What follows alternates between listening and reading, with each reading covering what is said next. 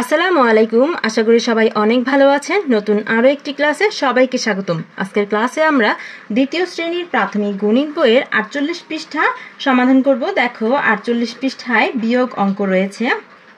তো এখানে আমাদের নিচের দিকে দেখো, খেয়াল করো, এখানে 1 নঙে লেখা আছে 45 বিয়োগ 23।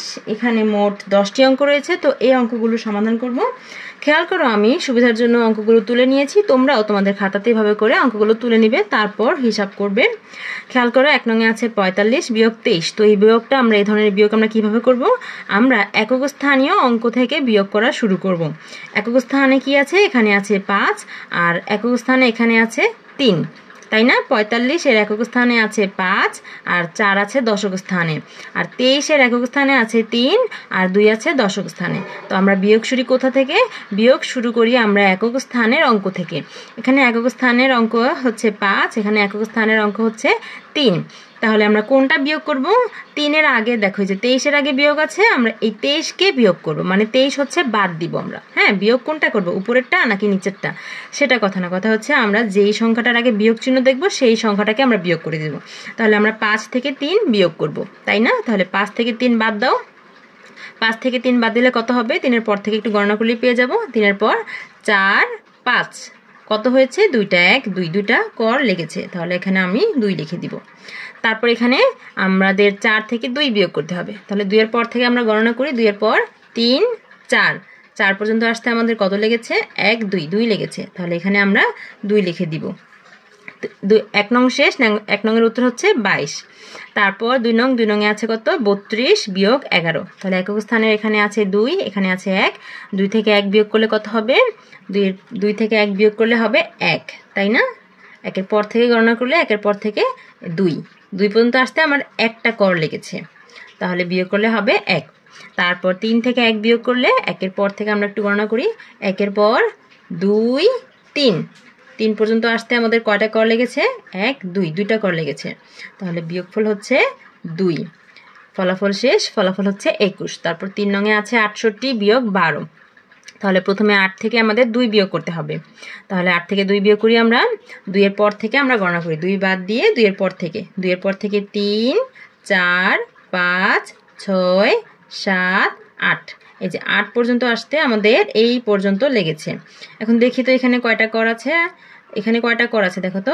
1, 2, 3, 4, 5, 6, 6টা কর লেগেছে। তাহলে এখানে বিয়োগফল হচ্ছে 6, আমরা 6 লিখে দিব। তারপর দশক স্থানে আছে 6 থেকে আমাদের 1 বিয়োগ করতে হবে। আর 6 থেকে 1 বিয়োগ করলে কত হবে? এটা বোঝাই যাচ্ছে, 6 থেকে 1 বিয়োগ করলে হবে 5, তাই না? এই ধরনের ছোট ছোট বিয়োগ আমরা পারি। তারপর 4 নংয়ে আছে 79 বিয়োগ 50। তাহলে 9 থেকে 0 বিয়োগ করলে বিয়োগফল 9ই হবে। আর 7 থেকে 5 বিয়োগ করলে কত হবে? 5 বিয়োগ করতে হবে। তাহলে 5 এর পর থেকে 6, 7 পর্যন্ত আসতে আমাদের 2টা কর লেগেছে, তার মানে বিয়োগফল হচ্ছে 2। 5 নংয়ে আছে 98 বিয়োগ 67। তাহলে আমাদের প্রথমে 8 থেকে 7 বিয়োগ করতে হবে। 8 থেকে 7 বিয়োগ করলে কত হবে? 8 থেকে 7 বিয়োগ করলে কত হবে? 7 বিয়োগ করতে হবে, তার মানে 7 বাদ দিয়ে 7 এর পর থেকে আমরা গণনা করি। 7 এর পর থেকে 8 পর্যন্ত। 7 এর পর কি? 8 পর্যন্ত আসতে আমাদের কয়টা কর লেগেছে? একটা। কয়টা কর লেগেছে? একটা। তাহলে 1, বিয়োগফল 1। তারপর 9 থেকে আমাদের 6 বিয়োগ করতে হবে। তাহলে 9 থেকে 6 বিয়োগ করলে 6 বাদ দিয়ে 6 এর পর থেকে গণনা করি। 6 এর পর কি? 6 এর পর 7, 8, 9। এই যে দেখো 9 পর্যন্ত আসতে, এই 9 পর্যন্ত আসতে আমাদের কয়টা কর লেগেছে? 7, 8, 9। কয়টা কর লেগেছে? 3টা। 1, 2, 3টা। তাহলে বিয়োগফল হচ্ছে 3। এরপর 6 নংয়ে আছে 49 বিয়োগ 10। তাহলে প্রথমে 9 থেকে 0 বিয়োগ করতে হবে। আর 9 থেকে 0 বিয়োগ করলে কত হবে? 9ই থেকে যাবে। 9 থেকে 0 বিয়োগ করলে 9ই থেকে যাবে। তারপর 4 থেকে 1 বিয়োগ করলে 3 হয়ে যাবে। তারপর 6 থেকে 0 বিয়োগ করতে হবে। 6 থেকে 0 বিয়োগ করলে 6ই থেকে যাবে। আর 6 থেকে 4 বিয়োগ করলে কত হবে? 6 থেকে 4 বিয়োগ করলে 4 বিয়োগ করতে হবে। তাহলে 4 বিয়োগ করো। 4 বাদ দিয়ে 4 এর পর থেকে আমরা 6 পর্যন্ত গণনা করব। 4 এর পর কি? 4 এর পর 5, 6 পর্যন্ত আসতে আমাদের কয়টা কর লেগেছে? 1, 2টা কর লেগেছে। তাহলে বিয়োগফল হচ্ছে 2। তারপর 8 নংয়ে আছে 8 বিয়োগ 8। 8 থেকে যদি 8 বিয়োগ চলে যায়, 8টা থেকে 8টা বাদ দিয়ে দিলে কয়টা থাকবে? একটিও না, তার মানে 0। 8 থেকে 8 বিয়োগ চলে গেলে 0 থেকে যাবে। তারপর 5 থেকে 1 বিয়োগ করলে কত থাকবে? 5 থেকে 1 বিয়োগ করলে 4 থেকে যাবে। Very good. তারপর হচ্ছে 9 নংয়ে আছে 70 বিয়োগ 30, 0 থেকে 0 বাদ দিতে হবে। 0 থেকে 0 বাদ দিলে 0ই থাকবে। তারপর 7 থেকে 3 বাদ দিতে হবে। 7 থেকে 3টা বাদ দিয়ে দিলে কয়টা থাকবে? 3টা বাদ দাও। 3টা বাদ দিয়ে 3-এর পর থেকে গণনা করি। 3-এর পর 4, 5, 6, 7। এই যে 7 পর্যন্ত আসতে আমাদের এই পর্যন্ত লেগেছে। এখানে কয়টা কর আছে? 1, 2, 3, 4। এখানে 4টা কর আছে। তাহলে বিয়োগফল হচ্ছে 4। তারপর 10 নংয়ে আছে 38 বিয়োগ 34। তাহলে প্রথমে 8 থেকে 4 বিয়োগ করতে হবে। 8 থেকে 4 বিয়োগ করলে কত থাকবে? 4 বিয়োগ করতে হবে। তাহলে 4 বাদ দিয়ে 4-এর পর থেকে 8 পর্যন্ত গণনা করি। 4-এর পর হচ্ছে 5, 5, 6, 7, 8। 8 পর্যন্ত আসতে আমাদের কয়টা কর লেগেছে? 8 পর্যন্ত আসতে এই যে কয়টা কর লেগেছে, এখানে কয়টা কর আছে দেখো তো? 1, 2, 3, 4। 4টা কর লেগেছে। তাহলে বিয়োগফল হচ্ছে 4। এরপর 3 থেকে 3 বিয়োগ করতে হবে। তাহলে 3টা থেকে যদি 3টা বাদ দিয়ে দিই কয়টা থেকে যাবে?